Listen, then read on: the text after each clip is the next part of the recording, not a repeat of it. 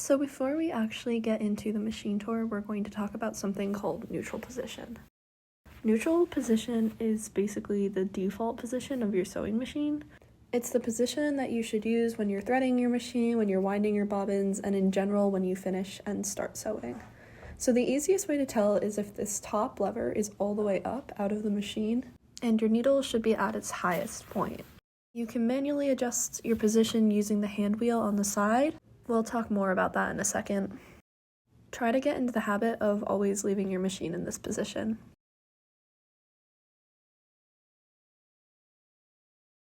So we're starting on the side of the machine. Down here there's two cords. They both go under the machine to the outlet and the foot pedal. The foot pedal is actually a super important piece because it determines how fast your needle moves.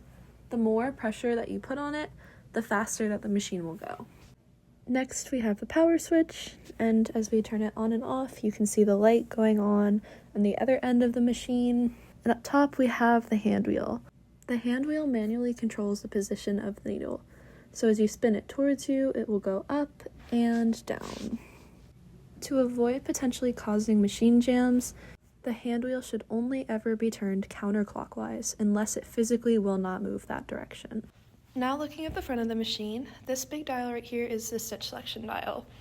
It rotates and there's a little dot at the top that indicates what stitch is currently selected. We'll talk more about all of the different stitches and their applications in a later video.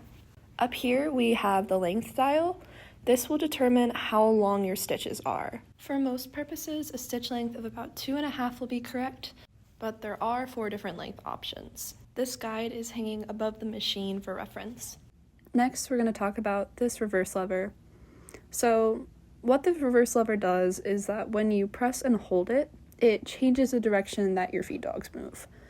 This is super important because in hand sewing, you tie a physical knot in order to stop your stitches from coming undone, but in machine sewing, you don't have this same ability. So instead, you lock your stitches by back stitching at the beginning and end of every project, and that's what stops them from coming undone. When you're trying to backstitch, you do want to make sure that you press this all the way down, as it does tend to get stuck in that middle area. The last little piece we're going to talk about over here is called a thread cutter. This is actually a really nice thing to have on a machine because instead of having to get out scissors, when you're finished your project, you just pull it out from under your feet, around, and then down across the cutter, and it will leave you with the perfect lengths of ends to continue sewing with. Moving now to the top of the machine, we have 3 more dials. The first on the far left here is the tension dial. This controls how tightly your top and bottom thread are woven within each other. For most beginner purposes, this is not going to be a dial that we touch. It should be set at or right around 4. The next dial is the needle position dial. So this dial determines where your needle is going to default to, either left, middle, or right. For most projects, you're going to want to use a center alignment. Last but not least, we have our width dial. This dial actually serves 2 different purposes. The first, its main purpose is to control the width of zigzag stitches. The width of zigzag stitches does depend heavily on your project, but usually a zigzag stitch of width 3 is about average. The width dial also plays a role in your needle's position, so right now the needle is in the rightmost position, but as we turn that width dial, you can see it moves out of that position. So for straight stitches, it's super important to make sure that your width is at a 0 for your needle to be in the right place. Aside from dials, we also have the thread rod and its end cap, which is what holds the thread onto the machine. We have 2 little guides for threading, which we'll talk about in the threading video. And over here we have another thread rod and a spot for our bobbin, which we will talk about more in the winding a bobbin video. And finally, up here we have our handle.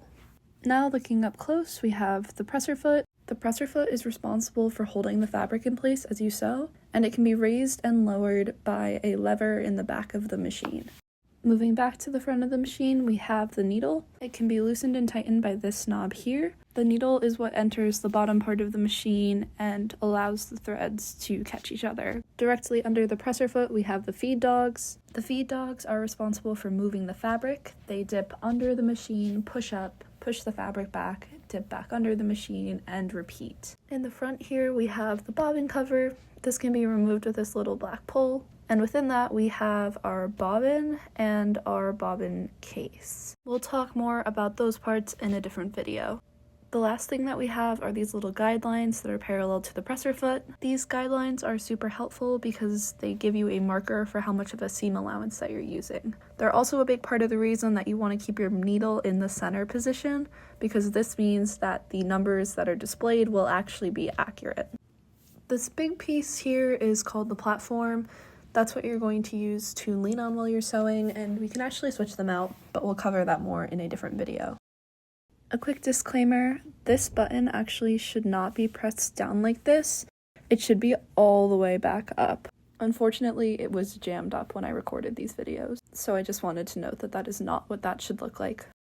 That's it for the machine tour. In the next video, we will be talking about how to thread it.